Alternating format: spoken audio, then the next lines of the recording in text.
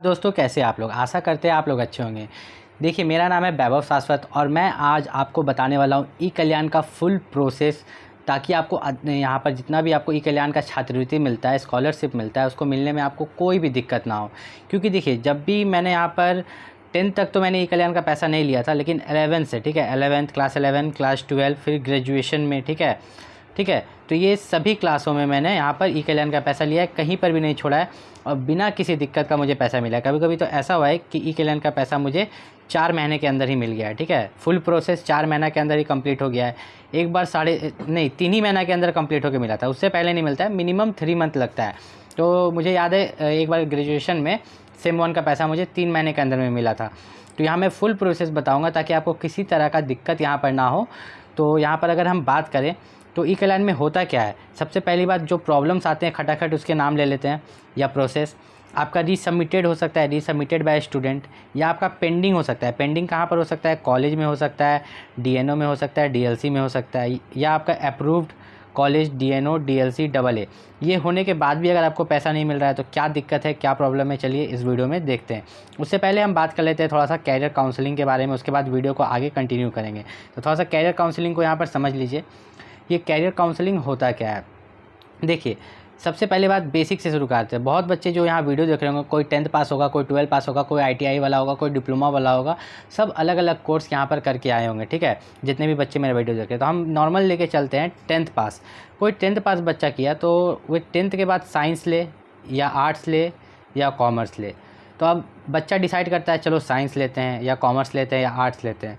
तो for the example मान लीजिए वो बच्चा कॉमर्स लेता है तो उसमें वो 12 कर लेता है।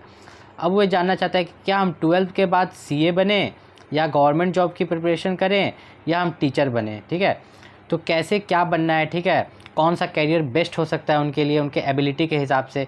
अब देखिए बच्चे करते क्या है कि क्रेडिट कार्ड पर बहुत बच्चे लोन ले लेते हैं, लोन लेके चले जाते हैं पढ़ाई करने के लिए। तो वह सब कुछ गलत बात है। आपको देखना है कि कुछ छोटे छोटे कोर्स, जैसे यहाँ पर एक एग्जांपल देता हूँ। 2 बच्चे थे ए और बी दोनों ने 12 पास किया। एक ने ले लिया यहाँ पर BA में एडमिशन, जो कि 4 साल वाला BA चल रहा है। ठीक है, दोनों मिडिल क्लास फैमिली से ही बिलोंग करते थे। दूसरे ने यहाँ पर DLED कर लिया। ठीक है, DLED निकाल लिया इसने गवर्नमेंट कॉलेज, बहुत कम में इसका DLED हो गया। DLED 12 के बाद 2 साल का टीचर ट्रेनिंग कोर्स होता है। ठीक है, अभी ये दूसरे साल में है ही, इसने DLED कंप्लीट किया, CTET निकाल के इसने टीचर का जॉब ले लिया, ये जो B है।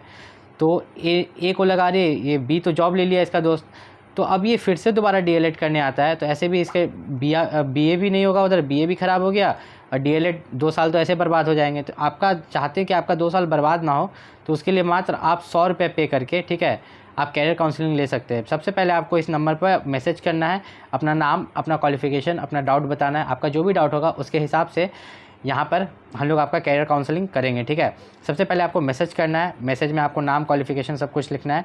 उसके बाद आपको यहाँ पर पेमेंट करना है। ठीक है, 100 रुपये का पेमेंट, आपको एक स्कैनर जाएगा, आप पेमेंट करोगे। उसके बाद आपको 2 से 3 कैरियर काउंसलिंग मिलेगा, मात्र 1 कॉल नहीं, आपको लगभग 3 कॉल जाएगा। कितना कॉल? 3 कॉल। पहले कॉल में आपको समझा जाएगा, आपको बताया जाएगा सब कुछ। अगर आपको नहीं समझ में आता है आप दूसरे बार में पूछिए, तीसरे बार में पूछिए, आपके पास 3 चांस है। ठीक है, अब चलते हैं अपने वीडियो की तरफ, अपना ई कल्याण का जो वीडियो हमारा चल रहा था। ठीक है, तो अगर यहाँ पर ई कल्याण के बारे में बात करें तो देखिए सबसे पहले होता क्या है, सबसे पहले यहाँ पर ये लोग कॉलेज, ठीक है, अप्रूव्ड बाय कॉलेज में क्या होता है, कॉलेज कैसे अप्रूव करता है। ठीक है, ध्यान से समझना, कॉलेज क्या क्या चेक करता है।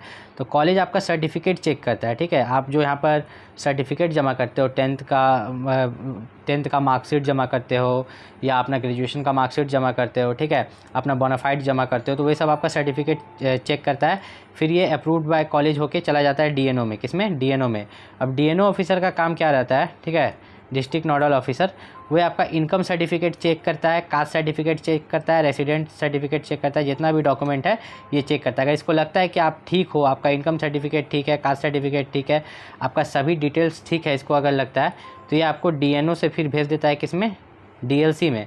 अब देखते हैं कि DLC का काम क्या होता है। ठीक है, तो आपका जो DLC होता है, ठीक है, तो DLC में आपका यहाँ पर आधार कार्ड चेक होता है।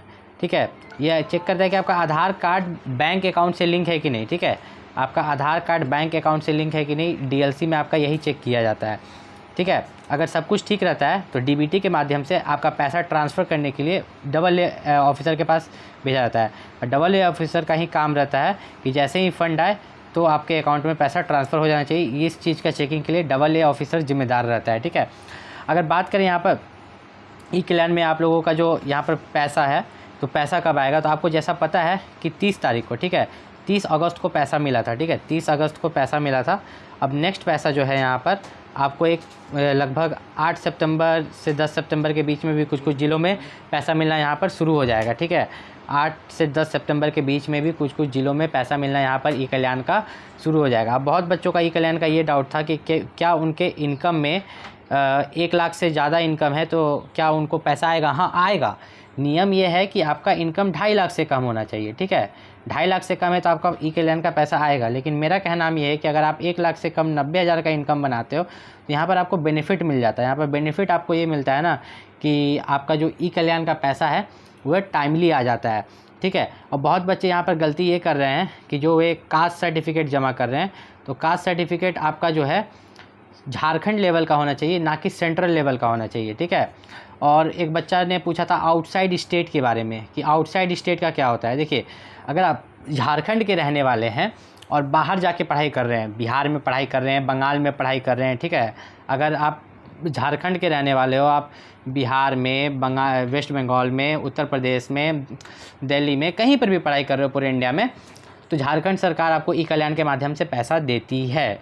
तो उसमें जो आपको फॉर्म भरना पड़ता है, आप यहाँ पर देखोगे स्टूडेंट लॉगिन, ठीक है, स्टूडेंट लॉगिन जो देख रहे हो पोस्ट मैट्रिक, और यहाँ पर देखिए, तो इस पर आपको क्लिक करना है। जैसे ही हम पोस्ट मैट्रिक पर क्लिक किए तो हमसे क्या पूछ रहा है, विद इन स्टेट या आउटसाइड स्टेट। तो अगर आप झारखंड से बाहर पढ़ते हैं तो आपको आउटसाइड स्टेट में लॉगिन करना है, ठीक है, आपको ये आउटसाइड स्टेट में यहाँ पर लॉगिन करना है। अगर आप झारखंड के ही किसी कॉलेज में पढ़ते हो तो आपको विद इन स्टेट में लॉगिन करना है। तो सबसे पहली बात मैं आपको बता दूं कि एक बच्चे का और डाउट था, देखिए इसमें मैं डाउट भी क्लियर करता हूं। जितना भी मैं वीडियो बनाता हूं ई कल्याण का, आपका जो इन्फॉर्मेशन है वो तो आपको मिलता ही मिलता है, साथ ही साथ जो बच्चों का डाउट्स रहता है, ठीक है, बच्चों का जो डाउट रहता है तो वो डाउट भी उनका यहाँ पर क्लियर हो जाता है। तो एक बच्चा का डाउट था कि सर ई कल्याण का जैसे मेरा फ़ीस जो भी है तो क्या उससे ई कल्याण का पैसा मुझे ज़्यादा मिलता है। हाँ, आपका जो कॉलेज का फ़ीस है, ठीक है, कॉलेज का फ़ीस जो रहेगा, ठीक है, एक एग्ज़ाम्पल लेते हैं, ठीक है, एक एग्ज़ाम्पल लेते हैं कि कॉलेज का फ़ीस आपका 5,000 रुपये, ठीक है, 5,000 ही लंबा अमाउंट ले लिए, तो आपको कितना पैसा मिलेगा, तो आपको यहाँ पर 9,000 रुपये मिलेगा। कितना? 9,000 के आसपास। अब ये 9,000 हो सकता है, 8,500 हो सकता है, 10,000 हो सकता है, उससे ज़्यादा नहीं मिलेगा, ठीक है। अब किसी बच्चे का कॉलेज का फ़ीस 16,000 रुपये है तो उसको 20,000 रुपये के आसपास मिलेगा, लगभग मतलब 4 से 5,000 रुपये बढ़ा के दिए जाते हैं। जैसा कि मुझे पता है मेरा सेमेस्टर 1 में जो फ़ीस था 1,000 रुपये था, मुझे 6,500 रुपये मिले थे। कितने मिले थे? 6,500 मिले थे। एक बार मेरा एक जगह ग्रेजुएशन में सेमेस्टर फ़ीस जो था 24,000 रुपये था, ठीक है। ये ग्रेजुएशन के बाद मैंने एक कोर्स किया था जहाँ मुझे 24,000 रुपये फ़ीस लगे थे, जो कि बैचलर इन लाइब्रेरी साइंस का कोर्स होता है। तो उसके बदले जो मुझे पैसे मिले थे वो 30,000 रुपये मिले थे। कितने? 30,000, जो कि मैंने अपने चैनल पर दिखाए भी हैं, ठीक है, उसके स्क्रीनशॉट्स मैंने अपने चैनल पर दिखाए भी हैं। तो जितने भी बच्चे यहाँ पर ई कल्याण को लेकर प्रॉब्लम में हैं, तो मैंने बहुत सारे डाउट क्लियर किए, लेकिन ऐसा लगता है कि आपका डाउट क्लियर नहीं हुआ है तो आप कमेंट कर सकते हैं। नेक्स्ट वीडियो में आपका डाउट 100% क्लियर हो जाएगा।